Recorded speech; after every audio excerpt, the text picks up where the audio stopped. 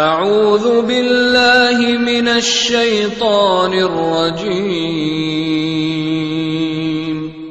بسم اللہ الرحمن الرحیم هذا القرآن يوحدنا لطريق الخير يوجهنا الله تعالى أنزله ورسول الله معلمنا هذا القرآن يوحدنا لطريق الخير يوجهنا الله تعالى أنزله ورسول الله معلمنا هذا القرآن هو الهادي لأوائلنا وأواخرنا يدعو للعلم وللعمل لا شيء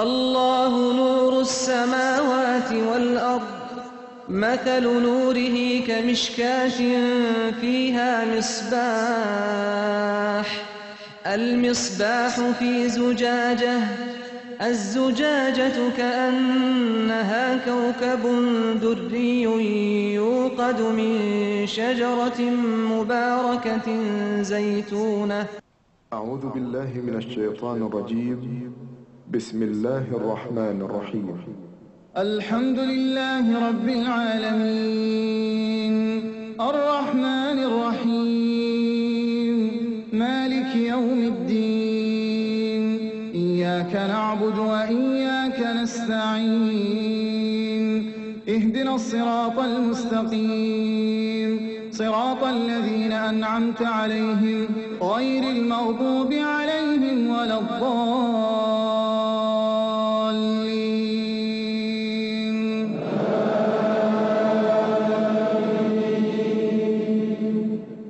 نحمده ونصلي على رسوله الكريم أما بعد فأعوذ بالله من الشيطان الرجيم بسم الله الرحمن الرحيم رب اشرح لي صدري ويسر لي أمري واحلل عقدة من لساني يفقهوا قولي۔ ہماری آج کی گفتگو کا موضوع ہے علم کی فضیلت۔ انسان اور جانور میں بہت سی چیزیں مشترک ہیں۔ جانور بھی کھاتا ہے، انسان بھی کھاتا ہے، جانور بھی سوتا ہے، انسان بھی سوتا ہے،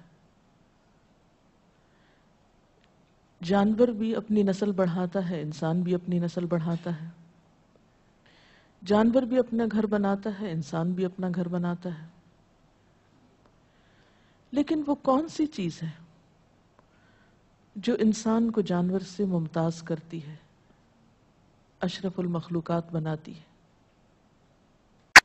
وہ چیز انسان کی عقل اور شعور اور اس کا بہترین استعمال اور اس کے ذریعے علم حاصل کرنا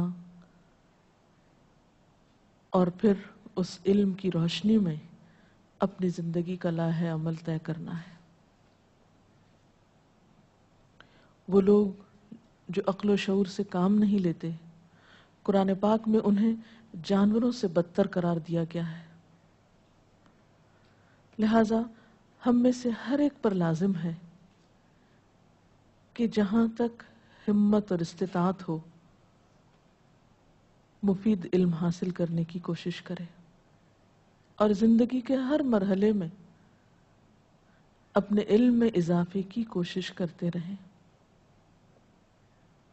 قرآن حکیم میں اللہ سبحانہ وتعالی نے نبی اکرم صلی اللہ علیہ وسلم کو ارشاد فرماتے ہوئے کچھ یوں فرمایا، وَقُلْ رَبِّ زِدْنِي عِلْمًا، اور آپ کہیے یا دعا مانگیے کہ اے میرے رب میرے علم میں اضافہ فرما، مجھے زیادہ علم عطا کر۔ اللہ سبحانہ وتعالیٰ فرما رہے ہیں کس کو؟ رسول اللہ صلی اللہ علیہ وسلم کو۔ اس میں ہم سب کے لیے کتنا بڑا سبق ہے کہ اس کائنات کے اشرف ترین انسان سید المرسلین رسول اللہ صلی اللہ علیہ وسلم کو تلقین کی جا رہی ہے کہ آپ اپنے علم میں اضافے کی دعا مانگتے رہیے۔ تو پھر ہم سب کے لیے کیا حکم ہے؟ اسی طرح قرآن پاک میں اللہ سبحانہ وتعالیٰ فرماتے ہیں هل يستوي الذين يعلمون والذين لا يعلمون، کیا وہ لوگ جو علم رکھتے ہیں اور وہ جو علم نہیں رکھتے کبھی برابر ہو سکتے ہیں؟ نہیں ہو سکتے۔ دوسری جگہ فرمایا یرفع اللہ الذین آمنوا منکم والذین اوتوا العلم درجات، اللہ بلندی عطا کرتا ہے ان لوگوں کو جو ایمان لائے، اور وہ لوگ جو علم دیے گئے ان کے درجات تو اور بلند ہیں۔ گویا جو علم کے راستے میں جتنی بھی کوشش کرتا ہے، جتنی بھی سٹرگل کرتا ہے اور جیسی بھی کرتا ہے، اسی اعتبار سے اس کے درجے بڑھتے چلے جاتے ہیں۔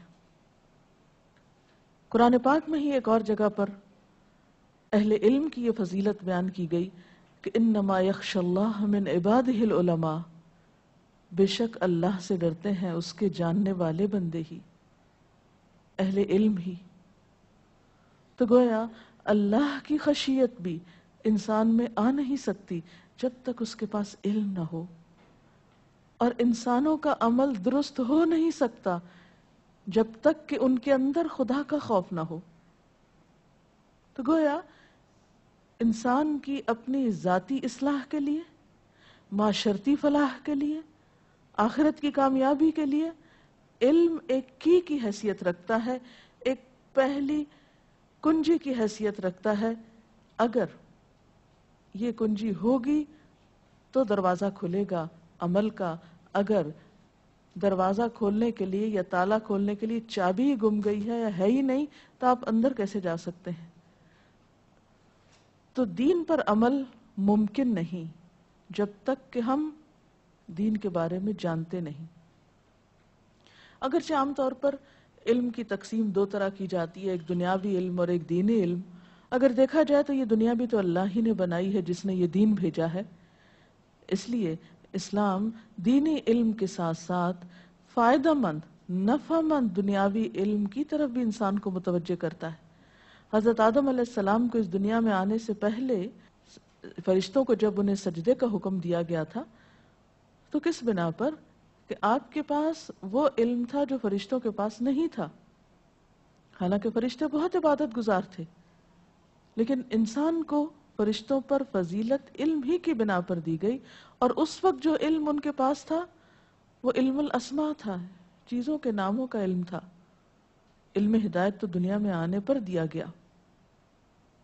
تو بہرحال اس دنیا میں زندگی بسر کرنے کے لیے انسان کو اللہ کی بنائی ہوئی اس دنیا کا علم حاصل کرنے کی بھی ضرورت ہے، اور اس کے ساتھ ساتھ صرف انسان کی حیوانی ضروریات کو پورا کرنے کے لیے ہی علم نہیں چاہیے، بلکہ اس کی روحانی، جذباتی ضروریات کو پورا کرنے کے لیے، اس کی دینی ضروریات کو پورا کرنے کے لیے دین کا علم بھی ضروری ہے۔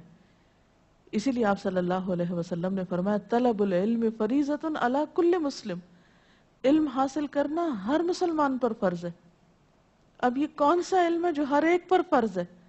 یہ وہ علم ہے جس پر عمل کر کے انسان اپنے فرائض کو پہچان سکے، یا جس کو حاصل کرنے پر انسان اپنے فرائض کو پہچان سکے، اپنی ذمہ داریوں کو جان سکے، انسانوں کے حقوق کو پہچان سکے، اپنے رب کے حقوق کو پہچان سکے۔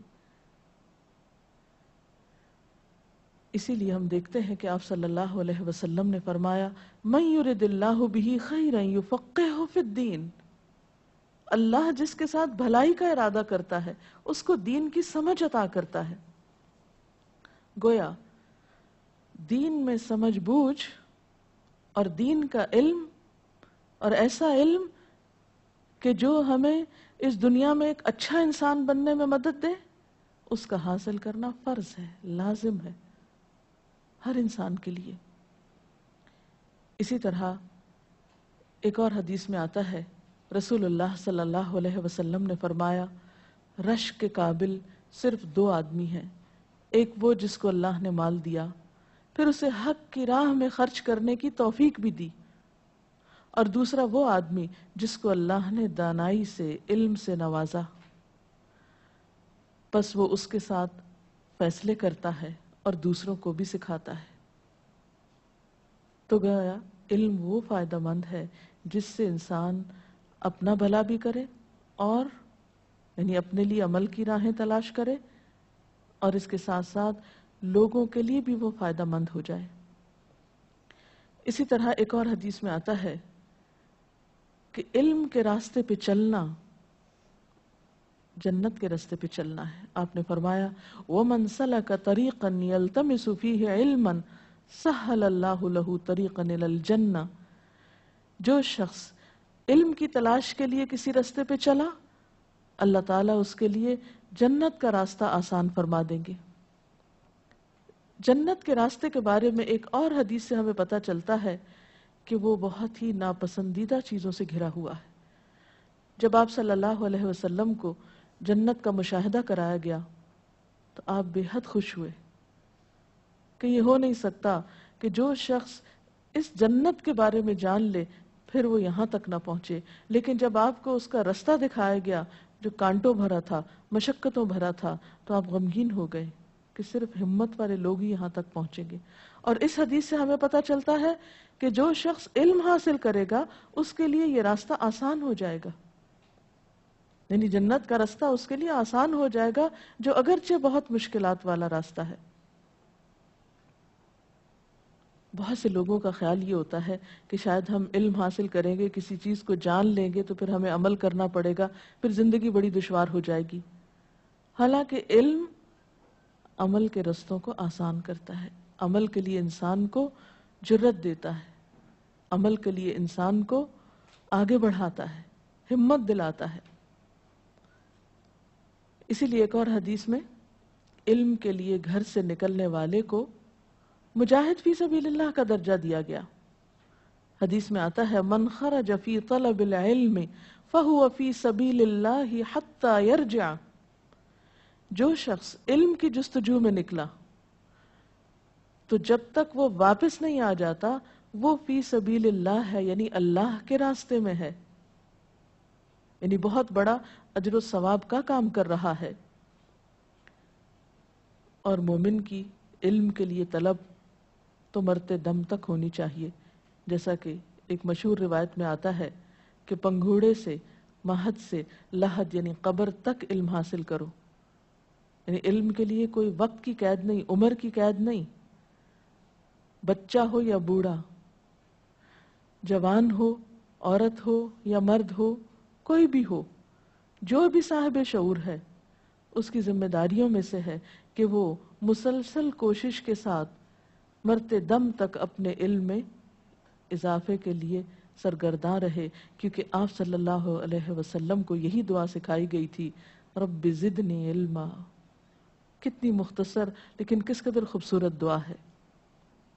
اسی طرح ایک اور حدیث میں آتا ہے آپ صلی اللہ علیہ وسلم نے فرمایا مومن بھلائی سے ہرگز سیر نہیں ہوتا یہاں تک کہ وہ اپنے آخری انجام یعنی جنت میں پہنچ جاتا ہے، یعنی گویا اپنی زندگی کے آخر تک وہ اس راستے پہ چلتا رہتا ہے۔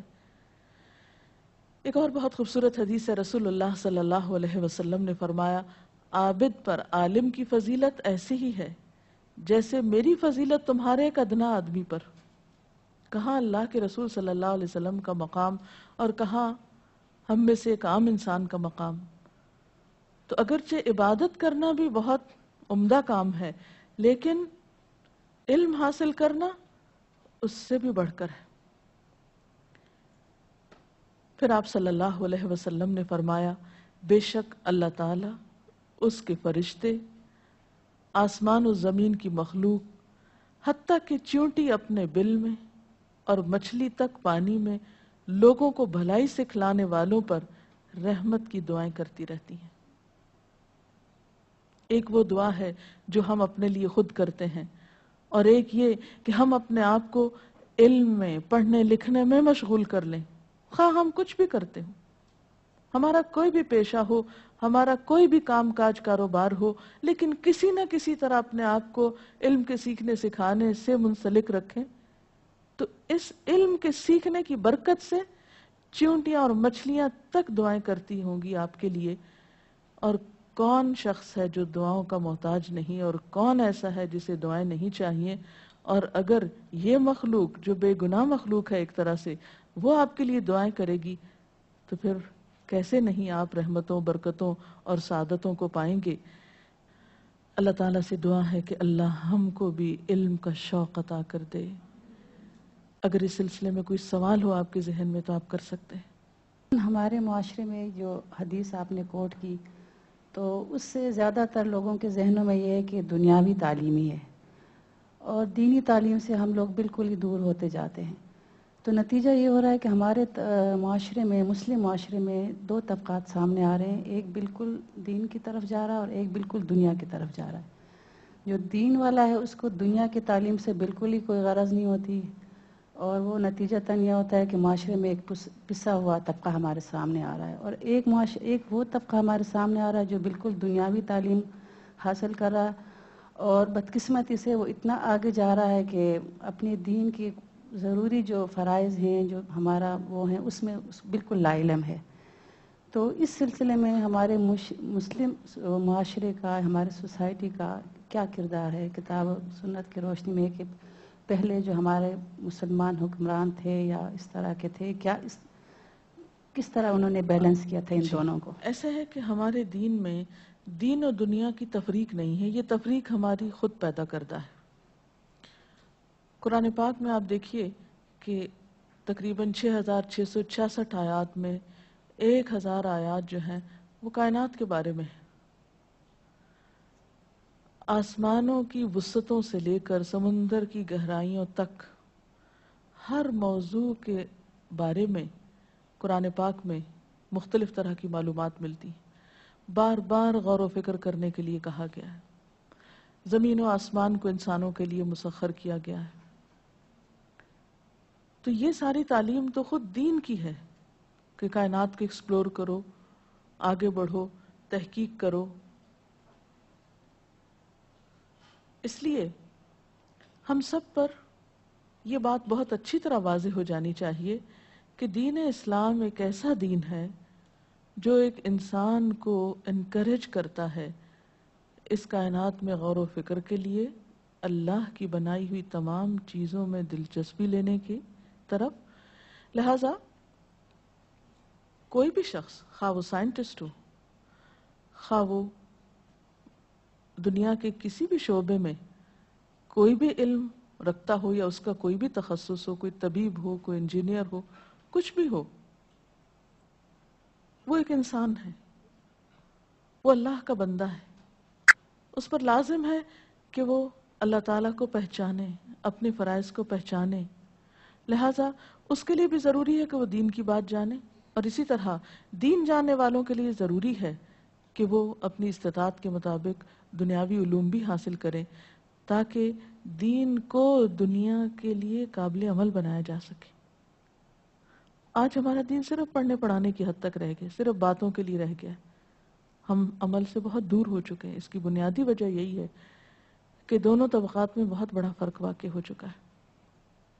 تو دونوں کو ایک دوسرے کے قریب آنے کی ضرورت ہے، بجائے اس کے کہ دونوں ایک دوسرے کو برا بھلا کہتے رہیں یا کمتر جانیں یا حقیر سمجھیں. دونوں ایک دوسرے کے کام کی قدردانی کریں اور ایک دوسرے کو انکریج کریں اور باہم ڈائلاگ کے ذریعے ایک دوسرے کو سمجھیں. نہ دین پڑھنے والے دنیا سے بے نیاز ہو سکتے ہیں اور نہ دنیا کے علوم پڑھنے والے دین سے بے نیاز ہو سکتے ہیں. دونوں کو ایک دوسرے کی ضرورت ہے اور دونوں کے باہم تعاون سے زیادہ بہتر خوبصورت معاشرہ وجود میں آ سکتا ہے. جی کوئی اور سوال؟ آنٹی کوئی ایسی دعا بتائیں جو ہمارے علم کو اچھے عمل میں تبدیل کر دے. آپ کا سوال بہت اچھا ہے. اب دیکھیے کہ ہمارے دین میں علم برائے علم کوئی چیز نہیں. کہ انسان صرف اپنی معلومات میں اضافہ کرتا رہے یا معلومات بڑھاتا رہے. ہمارے ہاں تصور کیا ہے کہ علم پر عمل کیا جائے. علم دراصل عمل کا راستہ ہموار کرتا ہے. ایسا علم انسان کے خلاف حجت ہے، انسان پر بوجھ ہے جس پر انسان کا عمل نہیں.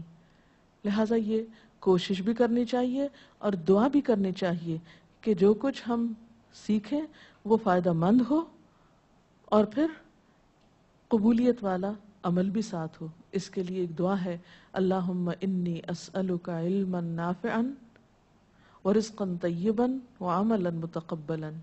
اے اللہ میں تجھ سے سوال کرتا ہوں نفع مند علم کا، اچھے رزق کا اور قبولیت والے عمل کا. اسی طرح ایسی دعا بھی سکھائی گئی ہے جس سے انسان اس علم سے بچے جو فائدہ مند نہ ہو. اللہم انی اعوذ بک من علم لا ینفع. یا اللہ ایسے علم سے محفوظ رکھنا جو فائدہ مند نہ ہو. تو علم حاصل کرنے میں ساتھ ساتھ انسان کو اللہ تعالیٰ سے رہنمائی کی بھی ضرورت ہوتی ہے، تو دعاؤں سے بھی کام لینا چاہیے. ہاں میڈم، آج کل ہمارے معاشرے میں گھر گھر یہ بات بہت ان ہے کہ ہم اپنے بچوں کو، بیٹی ہو یا بیٹا، اس کو ہم باہر بھیج رہے ہیں ہائر ایجوکیشنز کے لیے. تو جب گھر میں کسی سے بحث ہوتی ہے تو وہ ہمیں ایک محاورہ بول دیتے ہیں کہ اس کے لیے اگر چین بھی جانا پڑے تو جانا چاہیے. آپ اس کے لیے کیا کچھ نظریہ پیش کر سکتی ہیں کہ کس طرح کا علم ہو جس کے لیے ہم بھجوا سکتے ہیں یا نہیں بھیجنا چاہیے، یا کیا ہے اس کے بارے میں تھوڑی سی روشنی ڈالیں. جی، اس سلسلے میں یاد رکھیے کہ علم کے لیے سفر کرنا ایک بہت پسندیدہ عمل ہے. علم کے راستے پہ چلنا جنت کے راستے پہ چلنا ہے، لیکن یہ لازمی شرط ہے کہ وہ علم فائدہ مند ہو، صرف دنیا کمانے کی غرض نہ ہو، صرف کسی کو نیچا دکھانے کی غرض نہ ہو، کسی کے مقابلے کی غرض نہ ہو، بلکہ آپ اس علم کے حاصل کرنے کے اہل بھی ہوں اور پھر اس کو حاصل کر کے آپ دوسروں کو فائدہ پہنچانے کی نیت بھی رکھتے ہوں. تو ایسی صورت میں حکمت تو مومن کی متاع گم گشتہ ہے، جہاں بھی ملے اسے لے لے، اپنے شہر میں، اپنے وطن میں یا کہیں باہر، جہاں بھی موقع ملے، جہاں تک وسعت ہو. بلکہ ہم دیکھتے ہیں کہ ہماری تاریخ تو اس سے بھری پڑی ہے. محدثین کرام اس شخص کی حدیث کو قبول نہیں کرنا چاہتے تھے جس نے صرف اپنے ہی شہر سے علم حاصل کیا ہو. ان کے ہاں تو رحلہ فی طلب الحدیث ضروری ہوتا تھا. اس شخص کی قدردانی ہوتی تھی جس نے شہد کی مکھی کی طرح مختلف پھولوں سے رس چوسا ہو، گھوم پھر کر علم حاصل کیا ہو. اور اسی وجہ سے ہم دیکھتے ہیں کہ اس دور میں لوگوں نے بسا اوقات 5,000 5,000 کلومیٹر کا سفر کیا پیدل بھی، مختلف علماء سے ملنے کے لیے اور علم حاصل کرنے کے لیے. تو اس لیے آج بھی اگر ضرورت ہے تو علم کے لیے سفر، اس میں کوئی حرج نہیں ہے. بلکہ ہم دیکھتے ہیں کہ صحابہ کرام نے اس میں سب سے پہلے ایک طرح ڈالی. ایک صحابی 1 مہینے کا سفر کر کے صرف ایک حدیث سننے کے لیے مدینہ سے مصر تک کا سفر کرتے ہیں، دوسرے مدینہ سے شام تک کا سفر کرتے ہیں، ایک حدیث کی خاطر 1 مہینے کا سفر. کیونکہ اس دور میں سفر طویل ہوتے تھے، تیز رفتار چیزیں نہیں تھیں کہ جن کے ذریعے سفر کیا جا سکتا. تو اس لیے آج ہم مسلمانوں کو دنیاوی اعتبار سے بھی ترقی کے لیے اور دینی اعتبار سے بھی بلندی کے لیے مختلف طرح کے تجربات سے فائدہ حاصل کرنا چاہیے.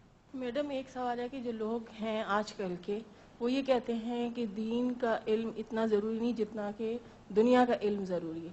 اور ہم لوگ کے ماں باپ یا بچے یہ بھی یہی سمجھتے ہیں کہ نہیں، پہلے دنیا کا علم حاصل کریں، پھر ٹائم ملے گا یا پھر وقت ملے گا پھر آپ دین کا علم حاصل کریں.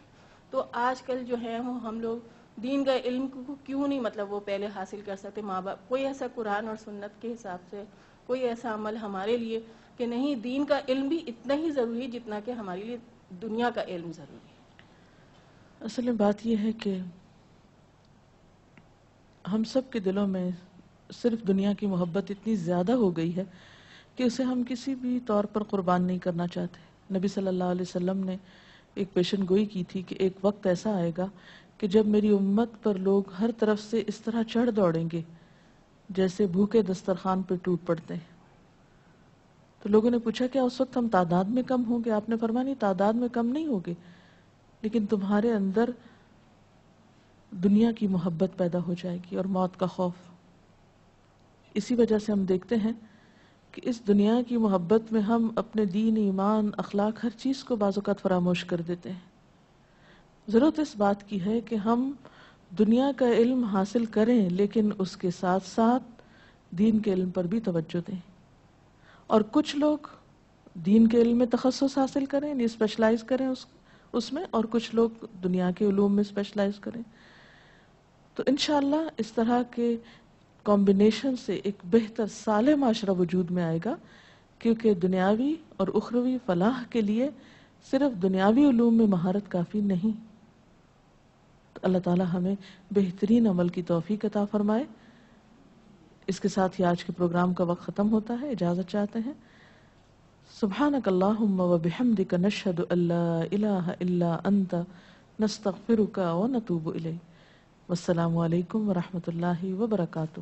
اللہ اکبر اللہ اکبر لا الہ الا اللہ واللہ اکبر اللہ اکبر وللہ الحمد.